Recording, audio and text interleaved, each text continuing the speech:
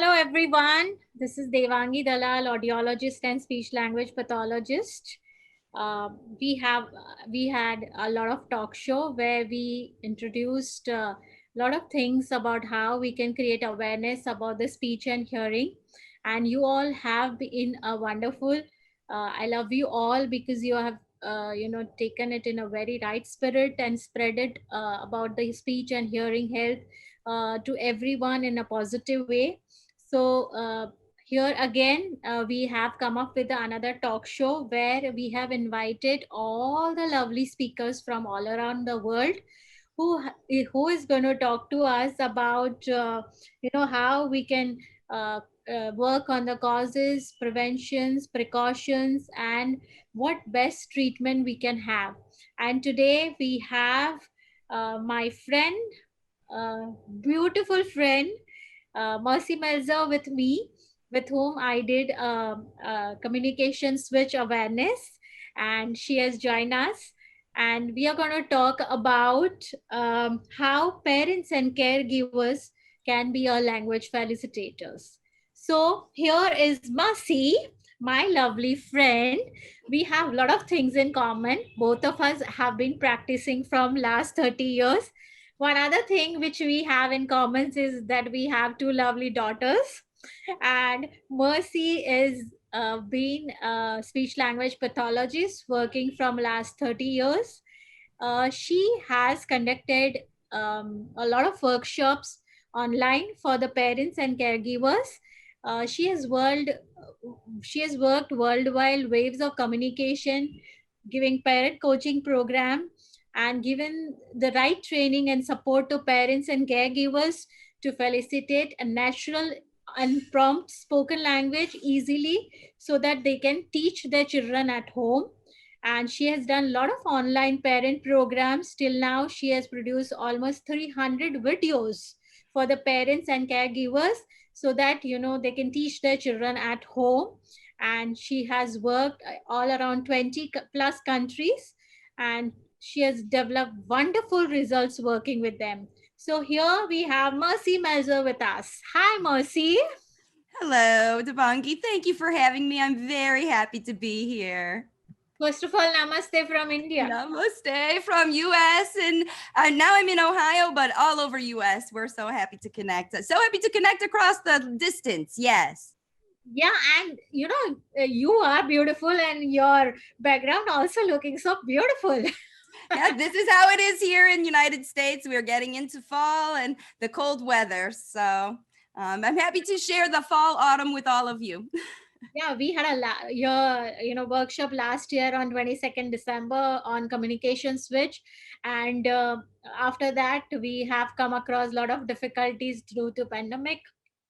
And you have been a very good online, and you have helped so many parents and caregivers how to facilitate language in the children.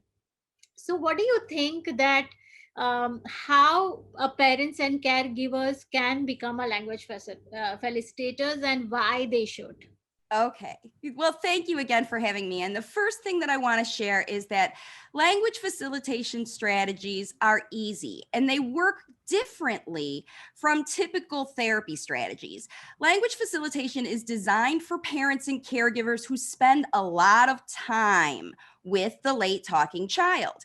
And parents and caregivers who choose to become language facilitators, they must look at language acquisition or language development from a functional and developmental standpoint, instead of the way therapists do from a more clinical standpoint. And so what happens is the spoken language always comes more quickly when parents and caregivers use language modeling in nice, slow, easy ways. And it has to be the language that the kids want to learn. That's a really big, important aspect of what's going on. And the reason that language facilitation works and why it's so different from therapists and why it's so good for parents and caregivers is because you already know intuitively the things that your late talking child is communicating non-verbally. They drag you around the house, they point to things, they bring you objects. When they can't use words, parents are in the position to guess what kids want. And because you're in that position all day, every day, you get to know, because of your connection with your child all day, every day, the kinds of things they want and need to communicate about. So that's why this works so brilliantly for people who spend a lot of time with the child, because you over time get to know what their nonverbal communications mean. And what language facilitation is we turn those nonverbal communications into language models so that kids will learn the speech, which is a lot easier to use to communicate their ideas than some of the behaviors that they use instead. So it's really, really important for parents to understand how important and impactful they are, both in facilitating language and in blocking the process. Because without this natural language facilitation, most parents do what therapists do, and they try to pull words out of kids. And this mindset shift from being like a therapist to being more like a parent and helping your child learn developmentally, that's what language facilitation is all about. So that's really the main reason that all parents need to learn it, and especially now during the pandemic, because if you weren't with your child all the time before, you certainly are with your child all the time now during the lockdown. So you are learning, what are they using to communicate? How are they getting their messages across? You have a chance to analyze and see them, where a therapist at a therapy session, they only get a very snapshot, just a little bitty bit, where parents and caregivers see the good, the bad, and the ugly, right? And they learn, they teach, because kids need to communicate about the good, the bad, and the ugly. And all of their behaviors are communication. But one of the big problems, we talked about that. One of the questions that you had is about the struggles. But I think the most important thing is that parents realize that you can do this, that it's not hard, like therapy seems hard, that it's much easier when you take it from a natural perspective. And that's really the big message I want to communicate, is you can do it. And it doesn't matter also, Devangi, how old the child is. A lot of parents think that this natural way of teaching, it goes away. The ability for kids to learn naturally goes away after a child reaches a certain age. And then parents double down on this hard work stuff, when what I'm finding with the clients I'm working with, and I'm in 20 countries with families that are bilingual, trilingual, all over the world, they are teaching their kids naturally when they give up the hard work and do it easy. And these kids are 6, 7, 8, even over 10 years old. And it's not a therapist, Devangi, that's getting their kids talking. It's their moms and dads. It's their everyday lives that are doing it.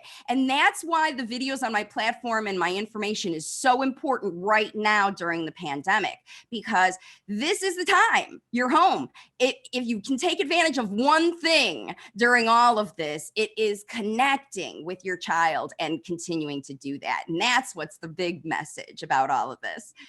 As you rightly said that, they come to the therapist, say for half an hour, 45 minutes, or maximum 1 hour.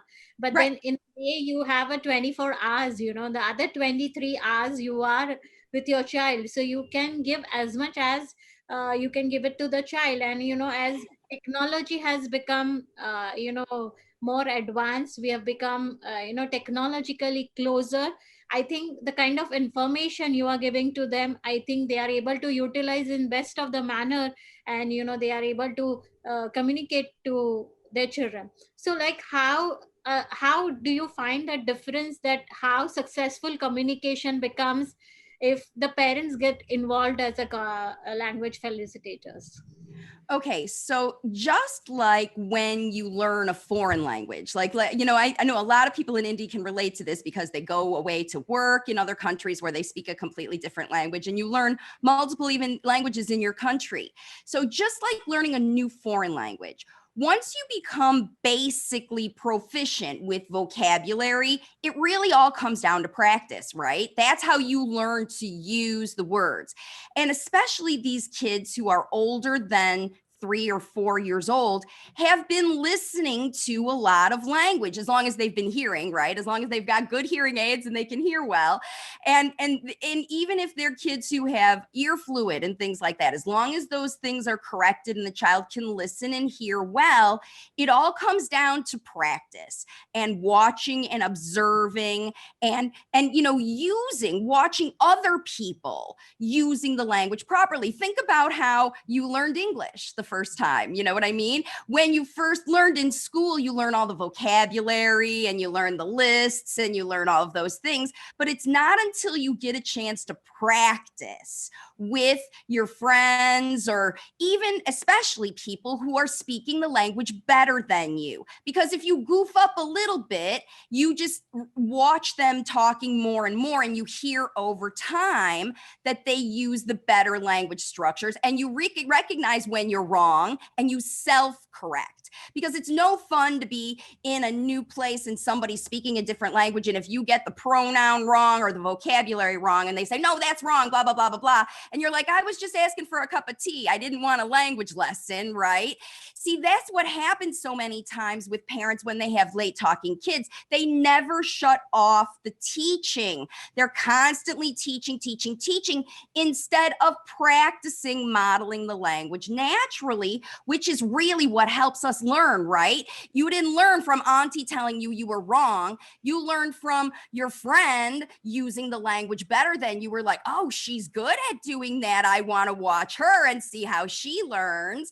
And that's what I do. I show parents how to model the language the kids want to say. And that's the really most important part, is that it has to be the language the kids want to say, because no child they're not going to overcome a challenge, which is talking. I mean, if they're late talking, it's hard for them anyway, right? We just have to acknowledge that it's challenging for the kids, and we have to help make it easier for them to try and practice. That's really what it comes down to. And see, what parents and caregivers have is the ability to practice it in little bursts throughout the day. A couple seconds here, a minute or two here while you're getting tea, a couple minutes while you're getting in the car, 5 minutes while you're driving to the store, a few minutes here, a few minutes there, because they're with the kids 24/7. They can get this repeated language input instead of one therapy time, X minutes a week. They can do it all the time. And it's practice. It's not, what is it? Blah, blah, blah, blah, blah. It can't be prompting through this time, because remember, all this time, and I encourage parents to get 2 to 3 hours every day of this language facilitation time. And think about it, over 24 hours, 10 minutes here, 2 minutes here, 5 minutes here, it builds up. And then when you practice at one thing, if you were going to ride a bicycle for 2 to 3 hours every day, you would learn it fast, right? And that's exactly how this works. More like foreign language acquisition in a natural way, not like we learn in school, but like we learn from our friends and being around our families. And when you go live in a place, right? And you watch the ladies at the store. And the other thing that a lot of parents don't get on this same thread of it being more like foreign language learning is, think about your emotion as a limited language speaker whenever you were in an environment and everybody was talking better than you. It's intimidating. It causes anxiety. It causes all that pressure. And if someone pressures you to pull vocabulary and say sentences correctly and correct your speech, it prohibits you from wanting to try. But our mindset as moms, right? When our kids are behind, we got to teach them. They're not in therapies. They're not in schools. We got to teach them. And what I really want parents to understand in this interview is this is the opposite. It's not about pulling words out. It's about putting language in. It's about providing the inputs. Once you get really good hearing, right? Hearing safe, hearing working well. Once that's all going well, then you have to have the functional language, because the lists of vocabulary aren't going to help you use it, right? The memorized repeated words, say T over and over again, T, T, T. I know what T is. I want to know how to ask for it. I want to know how to say it's too hot. I want to know how to say I don't like this brand, right? These are the language that kids want to know. And they're often prompting parents with their behaviors and language to give them more instead of correct them. But parents miss it, because their mindset is all in, I got to correct my child. And so this is just hopefully helping parents, because, I promise those pressure tactics, if you've been using them in your home, they're breaking down on you. Right? They never work long term because the kids don't like them and the parents can't sustain them because the kids don't enjoy it. If your child enjoys something, you want to keep doing it with them. That's why every language facilitation strategy is easy, it's happy, it's safe, and it's fun. And if it's not those things, your child will take their attention, they'll take their focus, they'll take their listening, they'll take their learning and take it away.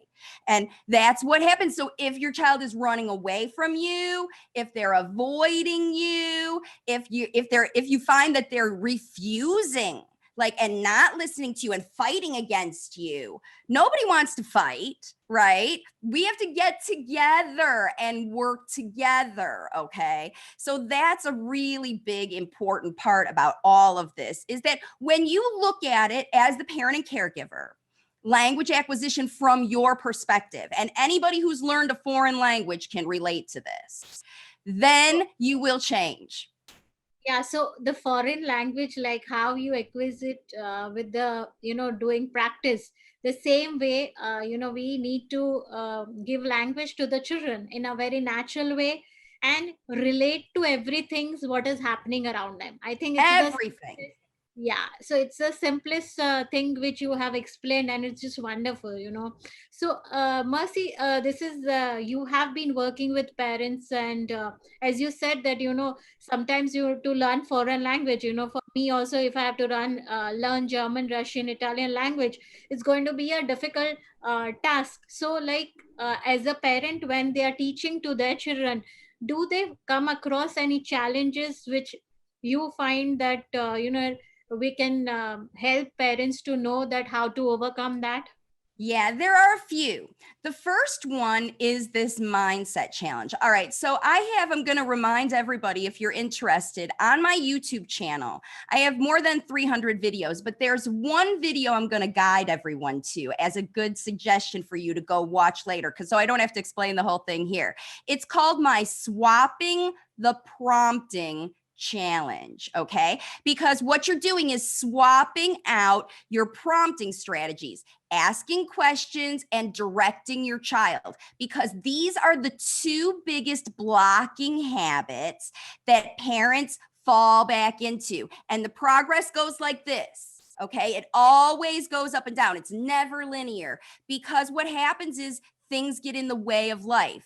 COVID happens, lockdown changes, people come and go in our life. We move country, we speak new languages, new babies arrive, all kinds of things happen all the time that trigger the mindset to go into worry and fear for the future, because these events from our outside world trigger behaviors in kids, because when they get upset, they don't yell, they don't say it in words, they have a tantrum, they throw things, they hit, they break things, they show some really big behaviors. And those behaviors trigger parents to go back to the worry, and this nice approach isn't working anymore, I've got to get back to hard work. Boom, boom, boom, boom, boom. They fight against these behavior changes. So the biggest trick is be prepared for ups and downs. When you're in the ups, celebrate them, keep doing it, watch how it goes. The most important thing to watch for is your child engaged with you. If they're looking at you, if they're smiling when you talk, if they're giving you some eye contact, not perfect, but looking at you more, then you know you're on track. But if you see your child taking their energy away from you, not listening, refusing, remember that it's you that can change that. It's not take them to the doctor moment. It's a look at your own strategies moment, because if you get worried and slide back into asking questions, what are you doing? What is that? Blah, blah, blah, blah, all the questions and all the directions. Come here, do this. You take your kids' hands, you force them to brush their teeth or eat or those things because you're so worried. Oh no, he's never going to eat. Because when children stop eating, stop brushing, stop doing things that they used to do, that's a communication. It doesn't reflect that there's something wrong with your child. It reflects that there's something changing. So look at these big behaviors as your indicators, your triggers. If I'm being triggered, why? What is my child communicating? Remember, you're the one who's there 24/7. You know what that tantrum means. He's frustrated because he didn't get something. He wants something. Who knows? You know, right? You're the moms. You're the ones who know. And when you look at that and see those behaviors, instead of responding with your reactive discipline, no, stop, you want to say no, stop, don't when you see those things. But really, when you say no, stop, don't, and your child's communicating, you're shutting them down. You're shutting down the connection between you. When they give you big behavior, it means something big. So interpret it. Why is this behavior happening? And when you understand it's because they were upset, they were frustrated, they were sad, they were bummed out, then you just give them hugs instead of yelling at them, right? Because that's what they need. They're just communicating that they're not regulated and they need help from you, their mommy and caregiver. So you are the ones, instead of responding to those big behaviors with discipline, respond to them with grace and care, and understand that they are communicating big emotions in your child. And don't fall into the trap of being a therapist when you get worried, having to work harder. I promise less is more in those situations. Hugs, cuddles, share your energy, recalibrate, and then go back to that nice language talking and get back on the same page. And you work through these problems. And when you do that a few times, okay, it takes a few times, right? But after you do it a few times, then they happen less. And because your child knows you care about their messages and you're not shutting them down. And when they know you're listening and you know they're listening, that's when communication happens, and it's beautiful and brilliant and super, super simple, isn't it? Yeah, I know. I mean, I think what way you explained, the parents can be the best role model for the children, The best.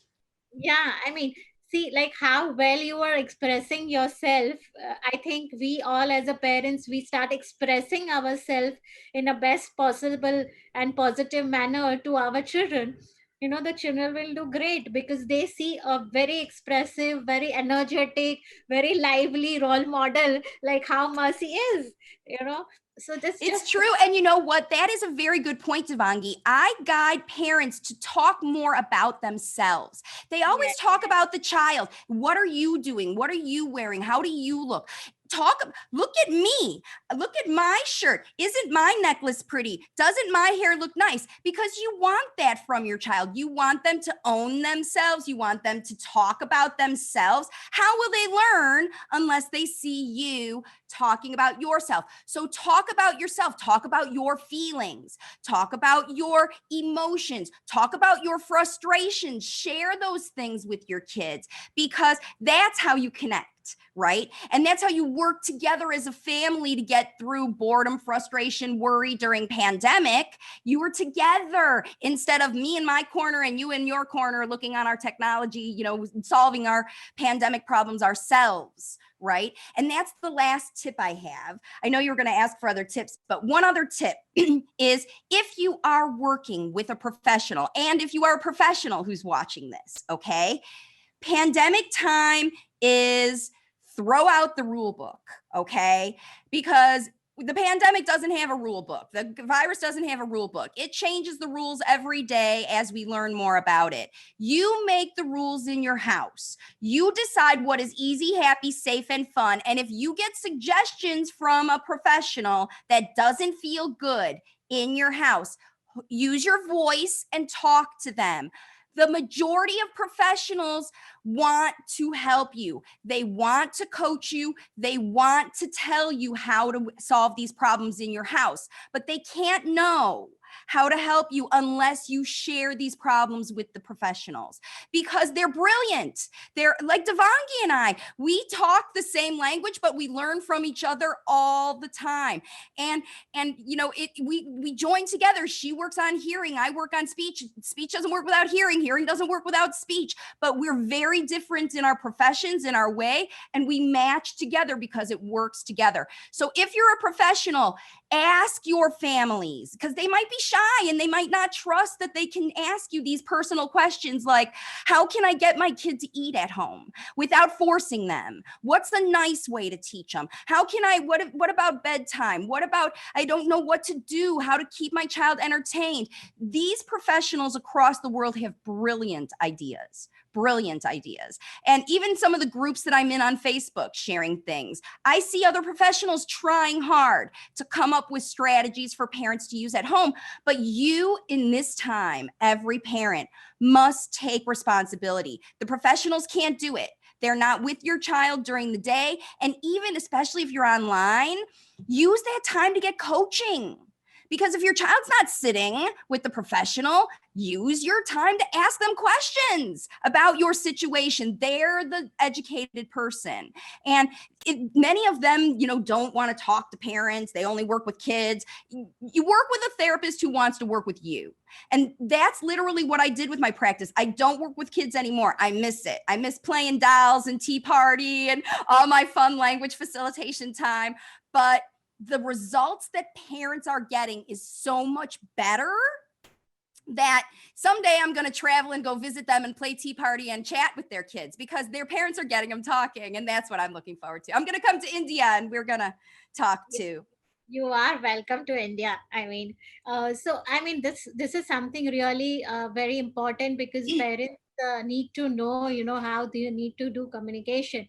I mean, take a very simple example that you want to decorate your house, but you are going to live in the house. The architect, the interior designer doesn't know what practical problems you face.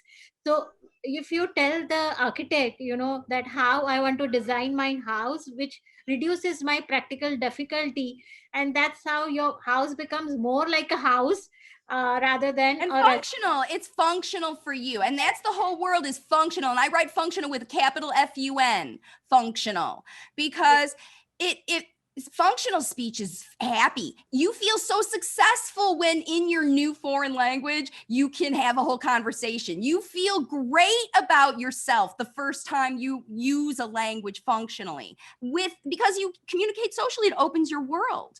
And that's what my mission is. So my mission through helping parents with language facilitation is to teach as many parents as possible. So if you're a provider, teach parents, because I want them all to learn how. Every parent needs to learn how to teach your child the words they need, not the words you want them to say, not the words the teachers want them to say, not the words the therapy books say, the words they want to say, and share their wisdom with the world, because this is our future. These kids are brilliant, aren't they?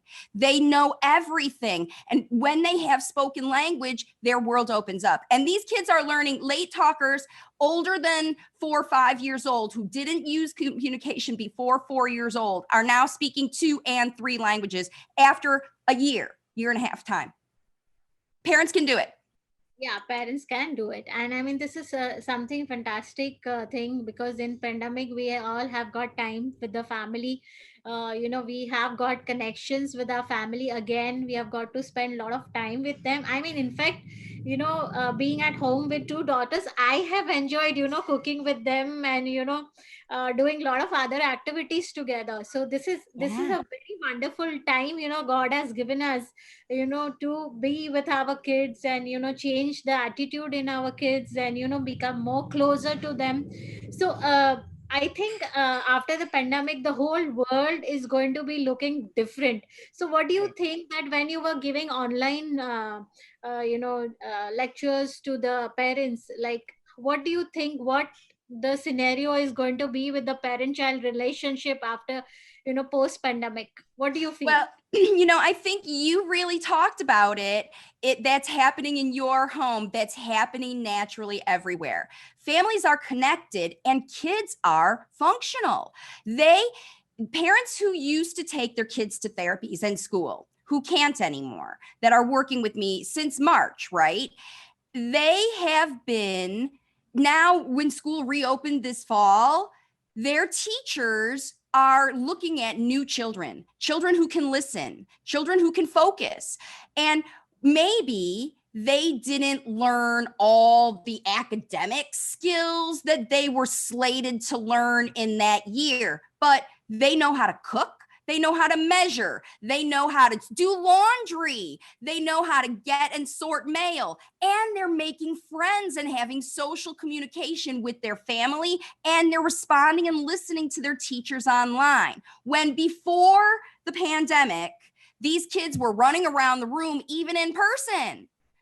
But their parents taught them that when they learn how to listen, when their hearing is working, and they learn how to listen, because late talkers don't listen, they use their eyes to communicate, just like a hearing impaired child. When the listening and processing are not working properly, the eyes come into play and they stop listening. But they will listen. Everybody will listen when you say the words they want to hear, when you say the words they want to say, and they will always listen. And that is the trick. It is just about teaching kids what they want. And they want to learn to cook. They want to learn to fix the car. They want to learn to, some kids want to learn to clean. I've got moms who've got kids, they love vacuuming. They do the Hoover 5 times a day. They're like, go for it. They've got the cleanest floor they've ever had. So I think after the pandemic, things are going to be cleaner. People are going to know how to cook more. Families are going to be closer, and more people are going to be communicating with speech, because parents are going to teach their kids. And when they go to therapy, the therapist is later after COVID and they go back into those therapies, the therapists are going to be blown away with the functional skills, and they don't have to go back to doing that repetitive stuff anymore. They can take them to the next level with reading and writing and all the kinds of communication they want to have. So this is the opportunity, just like you said, to get foundational skills, whatever, listening, working together. And when you cook a meal together and eat it and enjoy it and have the social experience, what's better? What's better? So that's what I think is going to happen. I believe that that's our job, you and me, is to, and everybody watching this video, share it out with as many moms as possible, because the more families that have happiness in their household, the more happiness gets out in the world. And that's what we're here for.